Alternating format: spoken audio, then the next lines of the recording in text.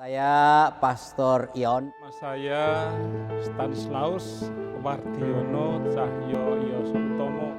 Waktu kecil saya nggak pernah bercita-cita jadi pastor. Orang tua memang pernah cerita bahwa saya pernah mau jadi imam di Mertoyudan berdua dalam satu sekolah di Kanisius Mundilan itu, dan saya termasuk yang tidak diterima. Supaya menunjukkan saya ini laki-laki yang baik, maka walaupun anakku sih terkenal bangunnya jam 10, saya harus bangunnya jam 5, setengah 6 mandi supaya sama-sama pergi ke gereja. Ya, jadi bukan semata-mata ingin ekaristi, tapi supaya kelihatan, wah ini berarti cowok yang baik-baik. Waktu sekolah belum punya pacar karena masih lurus-lurus saja. Saya memutuskan seminari itu tidak didukung orang tua. Kepo man, kepengen podcast soal iman.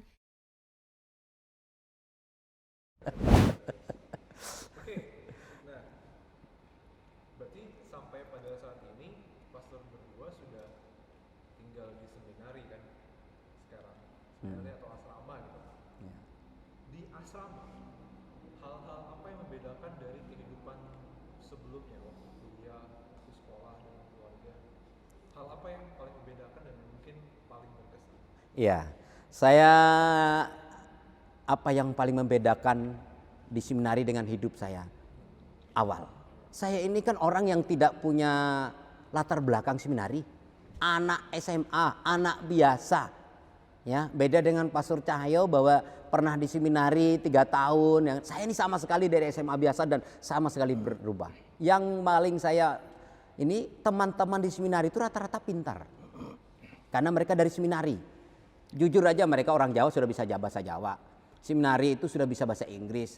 Lalu bahasa Latin juga sudah bisa. Lah aku semuanya nggak bisa. Inggris nggak bisa, Jawa nggak bisa, Latin nggak bisa, kitab suci nggak ngerti. Bisa dibayangkan betapa beratnya untuk saya. Dan ini yang berat sekali bagi saya. Tapi ini, saya itu yang sangat berbeda bagi saya bahwa saya harus hening. Ada waktu kalau bahasa bahasa Latinnya silencium ya, Silencium. Silencium itu berarti hening. Nah itu yang kesulitan saya. Orang kan banyak ngomong aku ini. Ngomong, ngoceh gitu udah harus diam itu. Dan ini suara juga harus direm.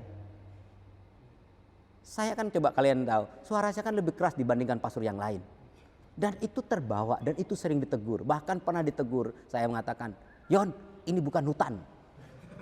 Karena suara saya saking kerasnya. Jadi bisa dibayangkan betapa perbedaan saya yang anak biasa di luar dari SMA biasa. Dan kemudian harus masuk ke seminari, harus disiplin, ya kan. Harus juga ada silensiumnya, berdoa, meditasi. Ini hal-hal semua baru bagi saya. Tapi ya saya jalani semuanya, ya sering ditegur lah, nyanyi tidak bisa lah, ya kan. Ya namanya semuanya ya, tapi itulah yang sangat membedakan saya sebelum seminari dan saya di seminari. Yang pasti ketemu dengan teman-teman yang menurut saya mereka lebih pintar daripada saya. Itu. Nah, untuk saya sendiri, yang membedakan kehidupan saya di asrama dan di kampung, karena saya juga di kampung biasa. Biasa kalau tidur ya bersama-sama dengan bapak, ibu, adik-adik. Tulan-tulan ya pergi ke sawah. Dan kalau mau ke WC tidak ada WC, semua biasa di sungai. Dan tidak ada namanya masuk rumah harus ngebel, nggak ada. Maka ketika saya pertama-tama datang ke Seminari Bogor, saya tidak tahu karena datang itu jam 2 siang, saya tidak tahu bagaimana harus masuk. Karena sepi tidak ada orang. Maka saya nunggu sampai jam 4 itu lalu mereka ada yang keluar olahraga.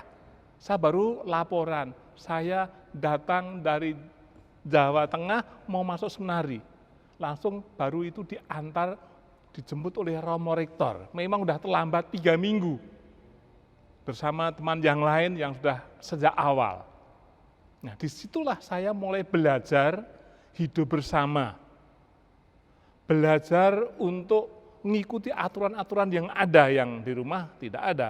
Namun ya pelan-pelan lah, nah di seminari semua harus belajar.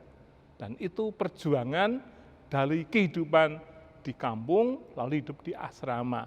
Ketika sudah di seminari tinggi, semua sudah terbiasa karena sudah terlatih di seminari menengah. Begitu. Kondisi kamarnya gimana di seminari? Kalau di kamar seminari menengah di Bogor, itu modelnya Barat. bed itu yang dikasih terpal, melengkung. Ya, khusus hari Sabtu bersih-bersih, jadi memang hidup sederhana, karena satu ruang itu isinya 30 bed. Ada yang kadang-kadang tingkat 1 dan tingkat 2. Jadi sederhana dan bersama-sama. Makan juga dalam kebersamaan, dengan situasi yang waktu itu masih sederhana. Piringnya masih piring aluminium, cangkirnya aluminium, sendoknya juga yang masih aluminium, sehingga bisa dilempar-lempar kalau pas cuci-cuci itu. Ya. Pengalaman yang cukup indah. Nah kalau musim kemarau juga harus cucinya kadang di sungai, kalau pas di asrama kurang air. Jadi sungguh-sungguh di sana yang sederhana. Terus kalau makanannya sehari-hari gimana? Makanan sehari-hari seperti di asrama semua terjamin. Yang maksudnya menunya biasanya apa aja? Menu biasa ada lauknya sederhana, tempe, tahu, sayurnya, ada nasinya biasa, namun tidak mewah. Namun untuk anak-anak seminari cukup di seminari tengah maupun di seminari tinggi, sama-sama masih sederhana semuanya, karena zaman tahun-tahun itu. Ya. Iya, saya kalau ditanyakan mengenai bagaimana kehidupan di seminari, kamar khususnya, karena memang kami rumah punya kamar, tapi kan seminari di Salatiga justru kamarnya lebih bagus daripada kamarku di rumah, lebih bagus daripada kamarku di kos, jadi malah lebih bagus menurut saya karena tinggal di Salatiga waktu itu sudah Ya, bangunannya sudah juga bagus, memang sudah beda generasi kan, sudah lebih. Tapi bagi saya itu juga jauh lebih bagus ya. Kalau soal kamarnya sangat bagus. Hanya makannya. Ya, kalau makannya itu kurang lebih lah rumahnya. Pokoknya tempe bacem, tahu bacem, buncis, kacang panjang gitu ya. Ya makan di seminari itu gitu. Tapi apa ya, memang makan 3 kali sehari, jadi tapi lauknya kita sudah tahu. Kalau hari ini lauknya, kalau hari Senin, hari Selasa, Rabu pasti beda-beda. Jadi kita sudah hafal gitu lauk-lauknya. Tapi lebih banyak kalau makan pagi itu tahu bacem, tempe bacem, pokoknya buncis atau kacang panjang itu. Tapi soal makan itu sih. Tapi bagi saya soal makan pun ya lebih enak juga sih, karena di rumah juga tidak seenak di biara, walaupun kadang-kadang juga ya makanya itu saja sih. Kalau daging babi jarang sekali daging itu ya. Itu bisa dihitung dengan hari ya. Itu sih kalau dari saya. Ini kan bisa dibilang seminari itu kurang lebih sama kayak asrama putra ya. Bisa dibilang kayak gitu kan. Nah, Ya. Ya. kalau SMA yang khusus cowok atau khusus cewek, biasanya kan antara asrama putra atau asrama putri itu biasanya ada interaksi yang intens gitu. Kalau selama di seminari itu apakah ada interaksi yang intens juga antara seminari untuk imam dan seminari untuk suster? Iya. Memang beda kalau SMA khusus cowok dengan cewek lalu ada pertemuan. Kalau kami enggak ada. Jadi kalau biaranya pastor itu lalu sama-sama rekreasi sama asrama suster enggak ya. Jadi masih kalau seminari tinggi ya, artinya kita sudah bicara seminari tinggi ya calon pastor, calon suster ya calon suster. Jadi tidak digabung, nanti malah cinta bersemi kan. Wah repot karena ini kan sudah frater tingkatnya. Jadi bukan lagi setingkat SMA tapi setingkat frater sudah tidak lagi lah. Tapi kalau bertemu sekali-kali boleh, tapi enggak 3 seperti SMA lalu ada olahraga bersama, ada ini karena memang jauh biasanya. Biara pastor dengan suster rata-rata itu tidak berdekatan dan biasanya tidak juga digabung bersama-sama. Karena yaitu kalau sering bertemu ya bisa tahu bahasa Jawanya apa itu, kalau sering ketemu akan jatuh cinta.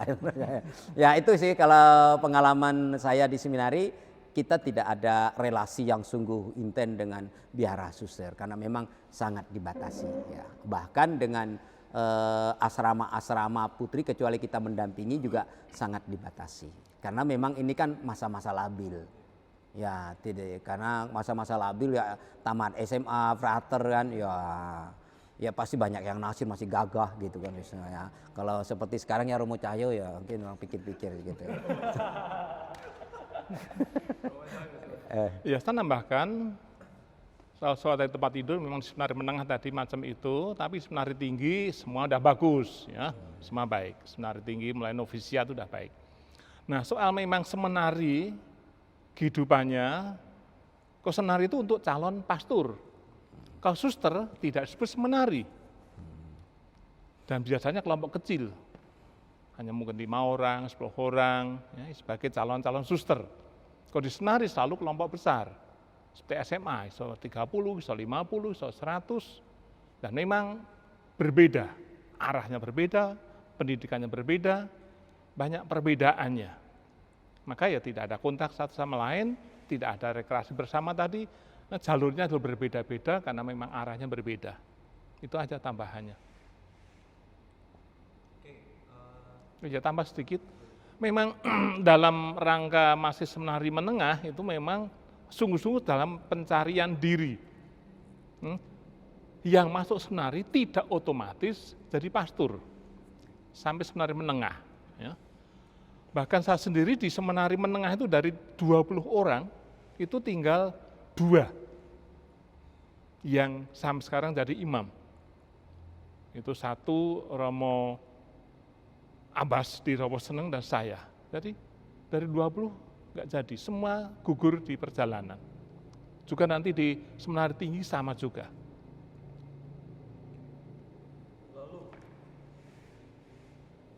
selama di seminari sempat kepikiran nggak sih orang tua, keluarga, teman yang dulu akrab atau mungkin pacar, sempat kepikiran nggak? Lalu kalau memang kepikiran, bagaimana pastor berdua menyiasati hal-hal itu? Nah, kalau pertanyaannya bagaimana, apakah masih kepikiran keluarga, mantan pacar atau teman-teman, ya masih kepikiran lah. Kita ini kan pastor juga tidak lepas dari keluarga, ya karena pasti kepikiran keluarga. Apakah keluarga ini juga sungguh-sungguh merelakan? Karena saya tadi dari awalnya kan nggak terlalu itu. Jadi tetap memikirkan mereka juga.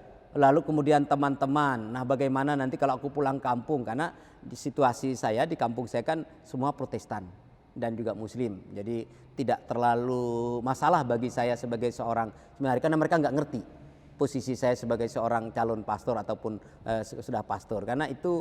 Tapi bahwa saya harus bergaul, pikiran dengan mereka bergaul bagaimana itu pernah kepikiran. Tapi ternyata sekarang ya biasa-biasa aja. Dulu kan kupikirkan kalau jadi pastor itu lalu sangat berbeda gitu loh. Seakan-akan tidak tersentuh dosa. Ngomongnya orang yang lurus itu enggak juga ya. Tapi ya kami ini bahwa pastor itu ya kami manusia biasa ya kan. Kami juga punya angan-angan, punya keinginan. Ya tapi tadi gitu kalau lihat merbabu masih ingat lagi gitu kan. Kalau saya juga waktu SMP juga ada pacar yang datang lihat rumahnya, oh itu dulu yang ngejar saya, masih ingat juga gitu loh. Ya teman SMA, ya kan kita, ya jujur saja sih ya kita kan dulu juga, saya selalu mengatakan saya jadi pastor bukan karena tidak laku. Ya saya jadi pastor bukan karena patah hati, justru saya mematahkan hati. Ya, jadi itu supaya jangan sampai salah kaprah ya kan. Bahkan sampai sekarang pun kita ini tetap laki-laki normal, manusia normal, bukan lalu separuh malaikat, separuh enggak, tetap normal, tetap punya keinginan ya. Jadi tetap aja memikirkan keluarga, tetap juga ingat teman, ingat mantan. Ya, mantan nggak ingat kita mungkin ya. Itu sih kalau dari saya, Romo Cahyo. Saya sendiri selama di seminari menjelang top itu ya tidak kenal ya, karena tidak ada latar belakang punya pacar. Hanya setelah top itu ya mulai dikit-dikit kenal lah itu, mulai kenal cewek, ada pergaulan itu. Namun tidak sampai mengganggu ya. Tidak sampai mengganggu perjalanan hidupku ya. Sehingga waktu itu memang ketika aku mau ngajukan kalau gagal itu pertama itu saya tunda, nanti aja lah kalau pelan-pelan aja. Tapi dari hari yang sama saya nggak batalkan, langsung aja mengajukan kalau kekal. Karena kalau nanti tunda-tunda nanti sudah disalahartikan. Karena tidak semangat atau apa, dicari-cari kesalahannya, nah bisa nanti teman-teman putri yang dikenal sudah jadi sumber masalah. Maka saya langsung mengajukan dan oke, diterima, berjalan sebagaimana biasa. Lalu dalam suatu hari kehidupan di seminari itu biasanya kegiatannya ngapain aja? Sama sih, semuanya kalau kegiatan di seminar itu sama ya, bahwa kita bangun jam 5. Jam 5 tergantung juga misalnya setengah 6. Lalu kemudian dilanjutkan dengan doa, kami bilang brevir. Kemudian dilanjutkan meditasi. Kemudian jam 7 itu makan. Lalu kemudian kalau kita di seminari tinggi kuliah, nanti pulang juga sekitar jam 12, setengah 1. Kemudian makan siang, istirahat siang, jam 3 kita bangun, itu bisa kerja bakti, olahraga dan segala macam. Nanti jam 6 kita doa, ya itu kalau di seminari tinggi ya. Lalu kemudian makan malam, lalu belajar, nanti jam 10 kita nonton Dunia Dalam Berita kalau zaman dulu, ya kan wajib itu nonton Dunia Dalam Berita, lalu nanti doa malam, istirahat malam. Jadi ritmenya seperti itu. Tapi kalau di postulat atau di novisiat itu agak beda. Karena itu khusus rohani. Kalau kita di seminari tinggi itu sudah lebih ke banyak perkuliahan. Tapi jadwalnya seperti itu. Saya kira dari zaman dulu, zamannya Pastor Cahyo sampai selamanya itu lingkarannya tetap sama. Ya, tidak berubah sepanjang segala masa. Itu jadwal mati itu sudah. Standar sudah itu. Lalu selama kuliah ini kan menjadi seorang imam itu bisa dibilang skill setnya beda dengan orang kebanyakan gitu ya. Misalnya dengan orang yang belajar accounting atau komputer atau ekonomi gitu. Nah, ketika menjadi persiapan menjadi seorang imam selama kuliah, mata kuliah apa aja yang waktu itu yang pastor ingat dipelajari? Ya. Yang pertama tadi saya nambahin tadi soal hidup tadi, untuk di novisiat ya istimewa itu hidup doa meditasi, itu dikelola, diawasi dengan baik. Udah di seminari tinggi sudah nggak diawasi lagi. Dan seminari tinggi yang mendapat juga perhatian itu rekreasi bersama, wajib hukumnya. Mas setiap kali rekreasi ya harus hadir. Dan siapa yang bertugas mencari makanan, mencari cemilan, itu harus mencari sesuai dengan keinginan. Ya. Ini jadi kewajiban. Dan itu memang suatu hal yang penting. Nah, dalam pendidikan memang untuk imam, pendidikan menjadi imam memang beda ya, dengan pendidikan menjadi dokter tentu beda. Yang tentu saya ingat, ya, tentu ada pendidikan filsafat selama 3 tahun. Lalu pendidikan teologi, juga dilengkapi lagi, ya, tentu mengenai kitab suci. Itu selalu ada, dan selalu yang saya pikirkan dan belajar itu, bahwa nantinya apa-apa yang saya pelajari akan diungkapkan, akan dipakai dalam pelayanan untuk umat. Dan ini memudahkan di dalam belajar. Meskipun saya termasuk bukan orang yang cerdik pandai, namun sekedar bisa menangkap, bisa mengungkapkan untuk masa depan. Sehingga boleh dikatakan ya belajar dengan lancar-lancar saja. Begitu. Iya, untuk pelajaran kalau kita di bangku kuliah dengan di luar itu sangat berbeda. Karena kalau kita belajar untuk jadi imam, itu berarti nanti kita mempraktekkannya itu waktu kita melayani umat. Kan itu akan dilihat oleh umat. Contoh, belajar soal public speaking.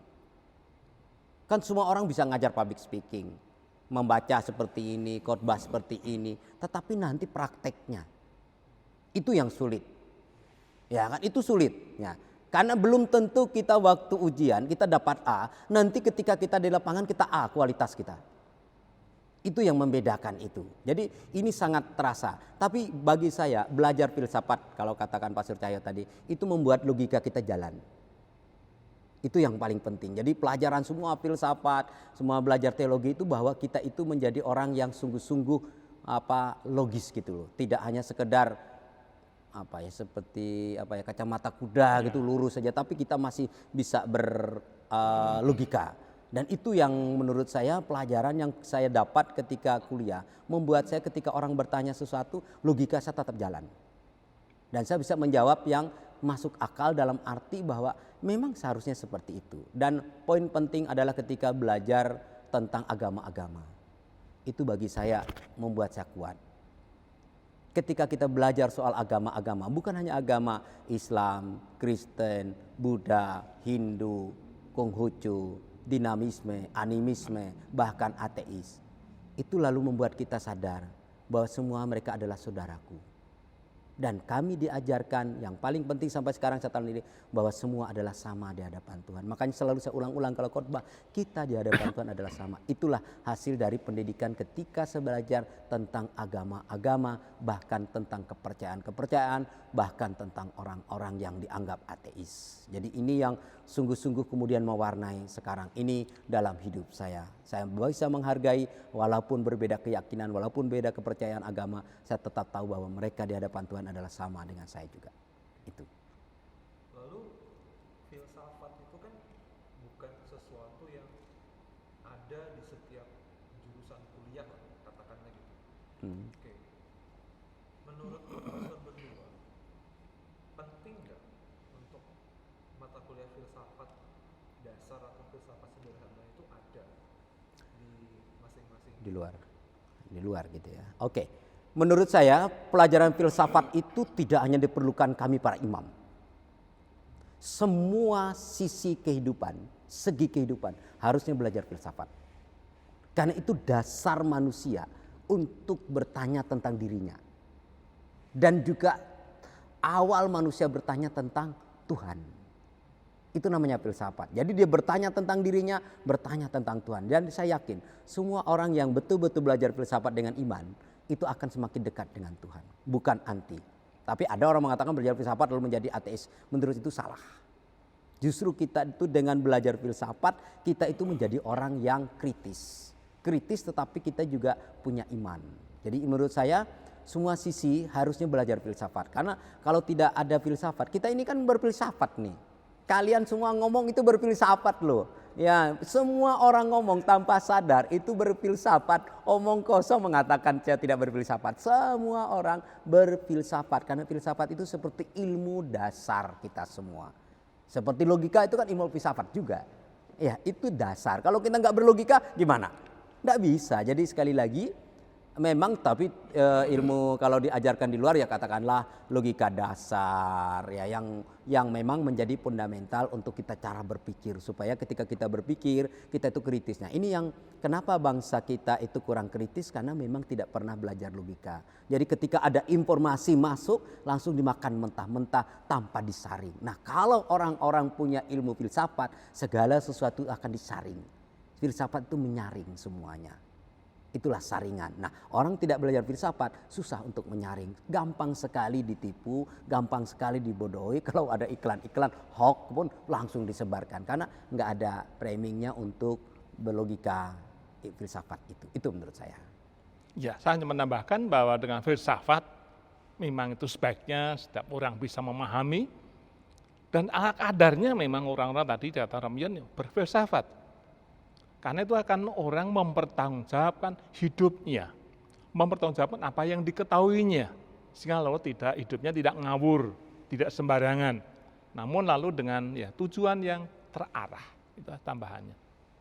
Lalu kalau untuk orang yang katakanlah anak muda, SMA, kuliah, atau mungkin baru kerja, tiba-tiba tertarik belajar filsafat, satu buku yang pastor bisa rekomendasikan gitu? Ramayan lebih. Kalau menurut saya yang perlu orang muda pelajari itu logika dasar aja. Iya, itu saja dulu.